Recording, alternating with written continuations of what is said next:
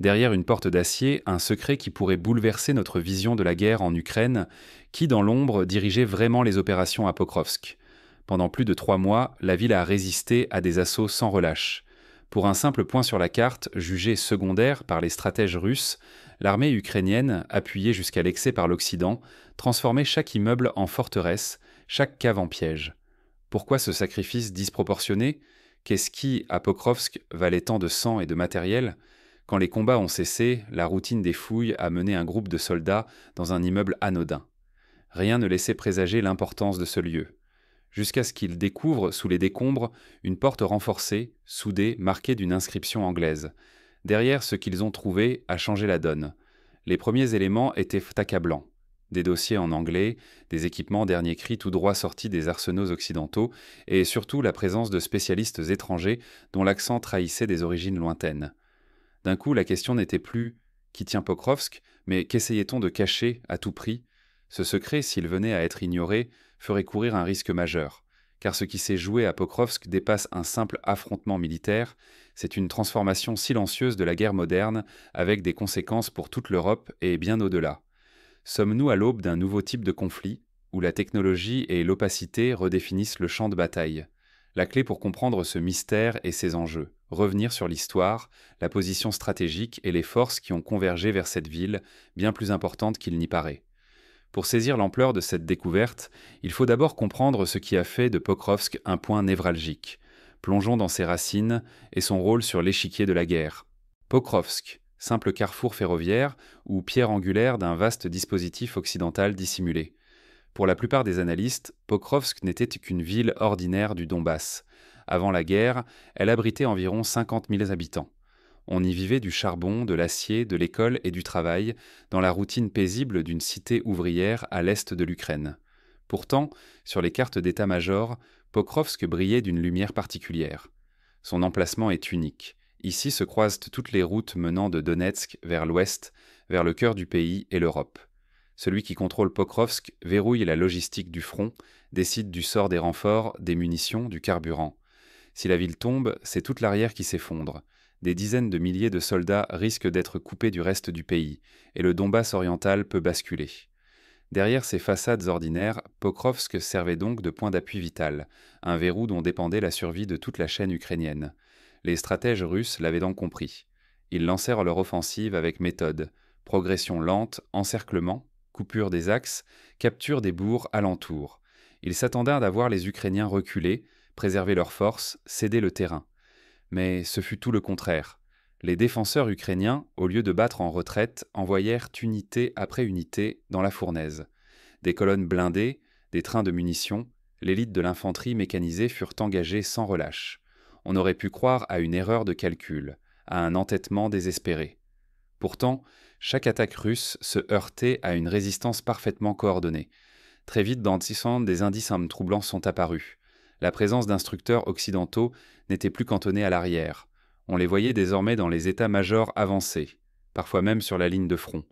Leur rôle avait changé. Ils dirigeaient, coordonnaient, prenaient des décisions avec une précision inédite. Leur influence se lisait dans la discipline, dans la rapidité des contre-attaques, dans la gestion impeccable de la logistique. Le matériel aussi ne cessait d'arriver. Radios cryptées, brouilleurs sophistiqués, drones d'observation, systèmes antimissiles inconnus jusque-là. À chaque offensive russe, la riposte tombait en quelques minutes, guidée par des frappes d'artillerie d'une précision chirurgicale, comme si une main invisible anticipait chaque mouvement adverse. Les premiers soupçons ont laissé place à des preuves tangibles. Des conversations interceptées en anglais, des ordres transmis en langage codé, des équipements marqués de sigles étrangers. Certains observateurs évoquaient même l'utilisation de systèmes expérimentaux, des lasers anti-drones, des outils de guerre électronique impossibles à identifier. Pokrovsk, sans que le grand public ne s'en doute, semblait être devenu le centre névralgique d'une stratégie occidentale secrète. Chaque détail renforçait l'intuition d'une implication directe, bien au-delà des déclarations officielles. C'est là tout le danger de la guerre moderne. L'essentiel se joue dans l'ombre, loin des regards. La victoire ou la chute se décide dans les flux invisibles. Transport de munitions, informations cryptées, conseils d'experts, innovations technologiques. À Pokrovsk, la ligne de front n'était plus seulement matérielle. Elle était aussi faite de secrets, d'alliances cachées et de paris technologiques sur l'avenir du conflit. Mais ce n'est qu'en creusant plus profondément que la réalité a émergé. Pokrovsk cachait bien plus qu'un centre logistique. Une base secrète inconnue du grand public y opérait au cœur même de la guerre, derrière la porte blindée, quand l'ombre s'allie à la technologie. Imaginez un immeuble anonyme aux abords de Pokrovsk, sa carcasse éventrée par la guerre. De l'extérieur, rien ne le distingue des ruines voisines. Pourtant, dans ses entrailles, une anomalie crève le secret. Un escalier plonge à plus de 10 mètres, bien au-delà des 3 mètres prévus par les plans officiels. Au fond, un couloir sombre débouche sur une porte massive, soudée, bardée de panneaux en anglais. Les soldats hésitent, intrigués. Les ingénieurs découpent le métal lentement. Derrière, l'air change. Une fraîcheur glacée, silence de cathédrale, lumière crue de néon. L'atmosphère vibre d'une tension électrique. Ce n'était plus un abri, mais un sanctuaire technologique. La porte s'ouvre sur une pièce principale tapissée de serveurs rutilants. Des logos d'entreprises américaines scintillent sur les baies informatiques. Les écrans affichent des cartes interactives de l'Ukraine, des schémas tactiques animés, des flux vidéo en direct. Des classeurs reliés, estampillés top secret, s'empilent sur les tables. Au mur, des croquis de drones, des plans de missiles, des réseaux de communication par satellite. Au fil de la fouille, certains documents attirent l'attention. Liste de cibles, horaires d'attaque, rapports de frappe d'une précision chirurgicale. D'autres pages révèlent une coordination poussée avec des forces occidentales, explicitant des échanges entre la base et des centres de commandement étrangers. Chaque opération, chaque décision semble avoir été supervisée à distance, avec un contrôle impossible sans une structure extérieure puissante. L'analyse approfondie déniche des preuves irréfutables. Courriels cryptés, signatures d'officiers, identités codées de ressortissants américains, allemands, britanniques. Des manuels floqués, autant côtoyant des feuilles de route de la CIA et du MI6. Des badges d'accès biométriques, des clés USB ultra sécurisées, des téléphones satellites gravés du drapeau étoilé ou de l'Union européenne s'amoncellent sur les bureaux. Puis la découverte la plus saisissante, un centre de communication ultra sécurisé, capable de relayer des informations stratégiques en quelques secondes à travers tout le pays. Les tableaux de bord révèlent un réseau informatique tentaculaire, reliant Pokrovsk non seulement au front, mais aussi à des hubs d'analyse situés à l'ouest jusque dans des bases de l'OTAN. Ce n'est pas un simple relais. Ici se prenaient les décisions majeures, loin des canaux ukrainiens. L'Occident n'apportait pas seulement un soutien militaire, il dirigeait, coordonnait, innovait à la source, testant ses technologies et stratégies en conditions réelles. La révélation bouleverse toutes les certitudes. Elle expose l'implication occidentale, bien plus profonde que tout ce qui avait été admis publiquement. Dévoiler cette vérité, c'est risquer de faire vaciller l'équilibre militaire, politique et médiatique mondial. Mais ce sanctuaire cachait un secret plus dangereux encore, la présence d'armes expérimentales jamais dévoilées. Au fond du labyrinthe, une salle verrouillée attend d'être forcée. Et si Pokrovsk n'était pas seulement un point stratégique, mais la façade d'un projet d'armes révolutionnaires, quand les premiers dossiers confidentiels furent décodés, un nom revenait sans cesse, un programme secret de laser militaire. Ces documents, exhumés des profondeurs de Pokrovsk, parlent d'essais menés directement sur le sol ukrainien. Pas dans un centre isolé, mais au cœur des combats, en plein Donbass. La base de Pokrovsk jouait un rôle central. Derrière ces murs, il ne s'agissait pas uniquement de coordonner la défense. C'était un centre de collecte de données, de transmission cryptée, et surtout, le poste de contrôle pour tester ces armes inédites. Chaque tir, chaque incident, chaque échec était enregistré, disséqué, puis transmis aux ingénieurs de l'OTAN à des milliers de kilomètres de là. Comment opère une telle arme ? Oubliez projectiles et explosions. Ici, un rayon concentré d'énergie traverse le ciel à la vitesse de la lumière. Il peut neutraliser instantanément un missile, abattre un drone à plusieurs kilomètres ou faire fondre les circuits courts d'une pièce d'artillerie, silencieusement. C'est la promesse d'un bouclier invisible, mais aussi d'une menace nouvelle et imprévisible. L'objectif de l'OTAN devenait limpide, obtenir grâce à l'Ukraine un avantage décisif sur la Russie. Mais pour maîtriser ces technologies, il ne suffit pas de les concevoir en laboratoire. Il faut les éprouver sur le terrain, là où l'ennemi traque activement chaque faille et tente de percer les secrets. En transformant l'Ukraine en laboratoire à ciel ouvert, l'Occident prend un risque moral immense. Les civils, tout comme les soldats ukrainiens, deviennent les cobayes d'une expérimentation militaire à grande échelle. Ils subissent directement chaque test, chaque raté, chaque ajustement technique.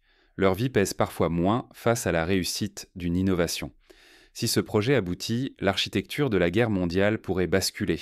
La domination russe dans les airs, la menace des missiles, tout cela pourrait s'effondrer devant une défense laser opérationnelle. Les armes conventionnelles ne signifieraient plus rien face à une telle rupture technologique. Mais un autre risque plane dans l'ombre. Et si, au cœur du chaos, les Russes mettaient la main sur ces secrets? Si la technologie laser tombait dans de mauvaises mains, l'équilibre du monde pourrait être bouleversé en une nuit. L'arme d'un camp deviendrait aussitôt la menace de tous. Révéler l'existence de ces essais, c'est lever le voile sur une guerre parallèle, où la course à l'innovation écrase la valeur humaine. En Ukraine, le futur de la guerre se joue déjà, mais à quel prix? Dans l'ombre de ces révélations, une question s'impose. Jusqu'où l'OTAN est-elle prête à aller pour conserver son avance technologique? Le prochain secret risque de bouleverser à jamais la perception du conflit. Pokrovsk force chacun de nous à remettre en question tout ce que nous croyons savoir sur la guerre contemporaine. Ce n'est pas qu'un chapitre tragique de l'histoire militaire, c'est un miroir tendu à notre siècle où la véritable nature des conflits modernes s'expose sous nos yeux, nue et dérangeante. La découverte de la base secrète de l'OTAN à Pokrovsk bouleverse les vieux repères. Désormais, la guerre ne se limite plus aux champs de bataille visibles. Elle se joue dans les profondeurs, sous-sol fortifié, réseau numérique, zone d'ombre où l'information circule plus vite que les balles. Posséder la donnée, anticiper le renseignement, manipuler le flux numérique, voilà les nouvelles clés du pouvoir. La technologie, la cybersécurité et la logistique ne sont plus de simples soutiens, mais les armes fatales de notre temps. La frontière entre aide et intervention directe s'efface. Quand des ingénieurs étrangers installent des systèmes secrets, pilotent des frappes à distance, coordonnent les défenses, le concept de soutien se dissout dans l'ambiguïté. Chaque transfert de savoir, chaque conseil, chaque échange de données déplace les lignes entre alliés et belligérants, brouille la responsabilité, rend le conflit insaisissable. La manipulation médiatique atteint son point culminant. Chaque image, chaque silence, chaque déclaration officielle façonne la réalité plus sûrement que les bombes elles-mêmes. Pour les États impliqués, le danger dépasse le champ militaire. C'est la souveraineté qui vacille quand l'information leur échappe, quand leurs décisions sont influencées de l'extérieur. Perdre la maîtrise de ces récits, de ces infrastructures stratégiques, c'est risquer de perdre plus que du territoire, c'est risquer de perdre sa propre identité. L'ingénierie militaire agit désormais dans l'ombre, tissant le destin de milliers de vies à l'aide de technologies inavouées. Des armes secrètes, comme les systèmes laser testés à Pokrovsk, sont mises en œuvre loin des regards, sur des populations tenues à l'écart de la vérité.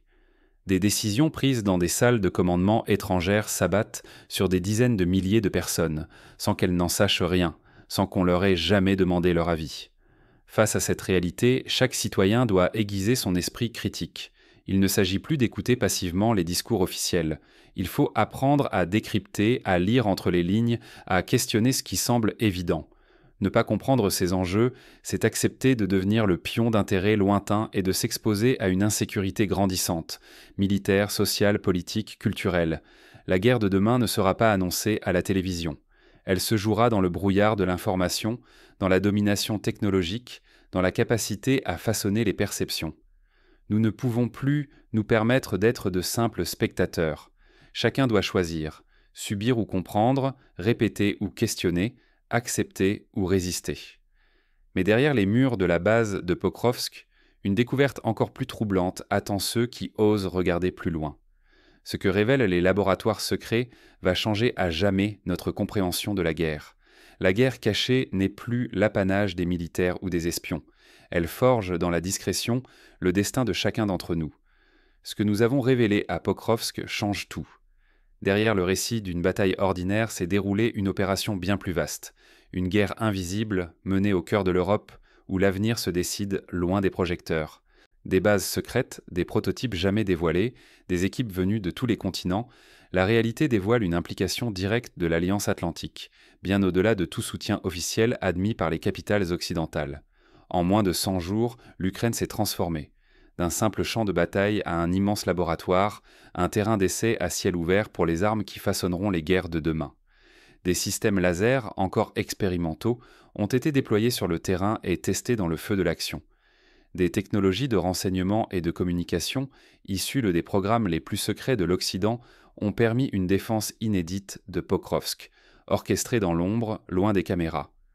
Tout cela s'est déroulé sous le couvert du secret, dissimulé par la propagande et les discours officiels. Mais pourquoi défendre à tout prix cette ville alors qu'un simple repli aurait pu éviter des pertes humaines, même parmi les spécialistes étrangers? Pourquoi prendre ce risque? Un seul mot: le contrôle. Contrôle sur la technologie, sur l'information et sur ce que le monde perçoit du conflit. La véritable bataille n'oppose plus seulement des armées, mais des visions du monde. Celui qui impose ses outils, ses récits, domine l'avenir. Comprenez bien, la guerre s'est déplacée, elle se joue désormais dans les laboratoires, les data centers et les réseaux d'information. Les puissances ne se contentent plus de s'affronter sur le terrain, elles luttent pour l'hégémonie technologique et narrative.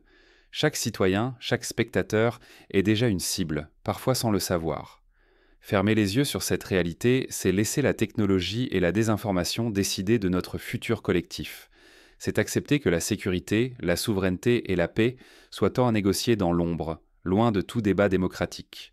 Dans ce monde où la frontière entre vérité et manipulation s'efface, une question demeure. Que pouvons-nous faire maintenant que la vraie nature de la bataille de Pokrovsk est révélée?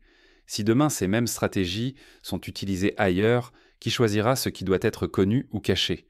Et surtout, de quel avenir voulons-nous offrir à la paix? Mais pour vraiment mesurer la portée de ce qui s'est passé à Pokrovsk, il faut replacer cette bataille dans le contexte plus large de l'évolution de la guerre moderne, car ce qui s'y est joué s'inscrit dans une tendance historique, celle de la transformation silencieuse mais brutale des conflits par la technologie et la désinformation. Regardons par exemple ce qui s'est passé durant la Seconde Guerre mondiale. À l'époque, la bataille d'Angleterre a été marquée par l'utilisation de radars et de réseaux de décryptage, comme le fameux projet Ultra à Bletchley Park. Les Alliés, en interceptant les communications ennemies, ont pu anticiper les manœuvres allemandes et retourner l'avantage du côté britannique. Aujourd'hui, à Pokrovsk, c'est un schéma similaire qui se dessine, mais à une échelle démultipliée par les progrès numériques. De la même manière, souvenons-nous de la guerre du Golfe, en 1991. L'armée américaine a fait un usage massif de la guerre électronique et des frappes de précision guidées par satellite, révolutionnant la façon de faire la guerre. À Pokrovsk, les serveurs, les bases de données et les communications cryptées rappellent ces avancées, mais plongent encore plus loin dans l'opacité. Il ne s'agit plus seulement de voir et de frapper, mais de contrôler et manipuler l'ensemble de l'écosystème informationnel du champ de bataille. Prenons aussi l'exemple de la guerre en Afghanistan. Là, les États-Unis et leurs alliés ont utilisé des drones armés pour la première fois à grande échelle, changeant la donne de la surveillance et des frappes ciblées. À Pokrovsk, ce ne sont plus seulement les drones qui sont au cœur de la transformation, mais tout un réseau d'armes et de renseignements qui interagissent en temps réel, sous le pilotage de centres de commandement étrangers. Mais la spécificité de Pokrovsk, c'est d'être le laboratoire où ces tendances convergent et s'accélèrent. Ce n'est pas un hasard si la ville a été défendue avec tant d'acharnement, alors qu'elle pouvait sembler n'être qu'un point sur la carte. L'exemple du siège de Stalingrad pendant la Seconde Guerre mondiale nous enseigne que certaines batailles, apparemment modestes, deviennent le pivot de transformations historiques majeures.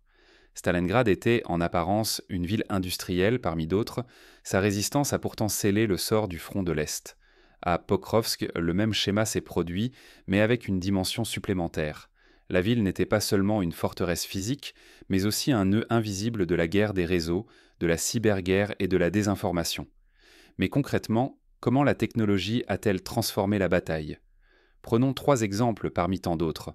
Premièrement, l'usage de l'intelligence artificielle pour analyser en temps réel les mouvements de troupes adverses, croisant les flux de drones, les écoutes radio et les images satellites. Jamais auparavant, une armée n'avait pu anticiper aussi précisément les attaques ennemies. Deuxièmement, la gestion automatisée de la logistique. Grâce à des algorithmes avancés, les munitions, le carburant et les renforts étaient acheminés avec une efficacité inédite. Même sous les bombardements, le flux n'a jamais cessé, car chaque déplacement était optimisé par des modèles mathématiques et des analyses Bartali's prédictives. Troisièmement, la guerre électronique. Les brouilleurs occidentaux installés à Pokrovsk ont paralysé les transmissions russes, rendant la coordination des attaques extrêmement difficile. Des exemples similaires existent dans l'histoire récente. Lors du conflit en Géorgie en 2008, la Russie avait utilisé la cyberguerre pour déstabiliser les infrastructures adverses.